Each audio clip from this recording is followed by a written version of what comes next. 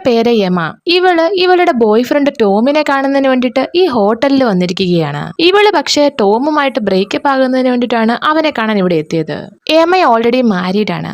ഹസ്ബൻഡിനെ ഇങ്ങനെ ചീറ്റ് ചെയ്യുന്നത് മോശമാണെന്നുള്ള തിരിച്ചറിവ് വളരെ വൈകിയാണ് അവൾക്കുള്ളിൽ വന്നത്. ആ തിരിച്ചറിവ് വന്നതുകൊണ്ടാണ് അവൾ ടോമുമായിട്ട് ബ്രേക്കപ്പ് ചെയ്യാൻ തീരുമാനിച്ചത്. അത് മാത്രമല്ല, നാളെ യമയുടെ വെഡിങ് ആനിവേഴ്സറി കൂടെയാണ്. എന്തായാലും ടോമിനോട് എന്നേക്കുമായി ഗുഡ് ബൈ ഒക്കെ പറഞ്ഞ് അവൾ ആ ഹോട്ടലിൽ നിന്നും ഇറങ്ങുന്നു. തൊട്ടടുത്ത ദിവസം, അതായത് അവളുടെ വെഡിങ് ആനിവേഴ്സറി ദിവസം, അവളുടെ ഹസ്ബൻഡ് മാർക്കിന്റെ ഓഫീസിലേക്ക് എത്തിയിരിക്കുകയാണ്. പുള്ളിക്കാരൻ ഒരു ലോയറാണ്. വെഡിങ് ആനിവേഴ്സറി ഒക്കെ ആയതുകൊണ്ട് രണ്ടുപേരും ഒന്നിച്ചൊരു ഡിന്നറിന് പോകാൻ പ്ലാൻ ഇട്ടിരിക്കുകയാണ്. മാർക്കിന്റെ ഓഫീസിൽ വെച്ച് അവളുടെ തന്നെ ഒരു കേസ് ഫയൽ കാണുന്നു. പണ്ട് എമ ഒരു ഫോട്ടോഗ്രാഫറായിട്ട് വർക്ക് ചെയ്തിരുന്നു. ആ ടൈമില് ബോബി എന്ന പേരുള്ള ഒരു കള്ളൻ ഇവളെ അറ്റാക്ക് ചെയ്യുകയും കത്തി വെച്ച് കുത്തുകയും ചെയ്തു. പുള്ളിക്കാരന്റെ കയ്യിൽ നിന്നും രക്ഷപ്പെടുന്നതിന് വേണ്ടിയിട്ട് ഏമ അവളുടെ കാറിന്റെ കീ ഉപയോഗിച്ച് അയാളുടെ കണ്ണ് കുത്തിപ്പൊട്ടിക്കുകയും ചെയ്തു. അന്ന് ആ കേസ് ഡീൽ ചെയ്തത് മാർക്കായിരുന്നു. ഇവര് രണ്ടുപേരും ആദ്യമായി കണ്ടുമുട്ടിയത് ഈ ഒരു കേസ് മൂലമാണ്. മാർക്ക് എമയെ ആ കേസിൽ നിന്നും രക്ഷപ്പെടുത്തി ബോബിയെ ജയിലിലുമാക്കി. എന്തായാലും നമുക്ക് പ്രസന്റിലേക്ക് വരാം. ഇവിടെ മാർക്ക് ആണെങ്കിൽ ഡിന്നറിന് പോകുന്നതിന് വേണ്ടിയിട്ട് എമയോട് ഒരു റെഡ് ഡ്രസ്സ് ധരിക്കാൻ ആവശ്യപ്പെടുന്നു. മാർക്ക് ശരിക്കും പറഞ്ഞ ഒരു കൺട്രോളിംഗ് ഹസ്ബൻഡ് ആണ്. പുള്ളി പറയുന്ന കാര്യങ്ങളെല്ലാം അതേപടി എമയ്ക്ക് അനുസരിക്കേണ്ടി വരുന്നു.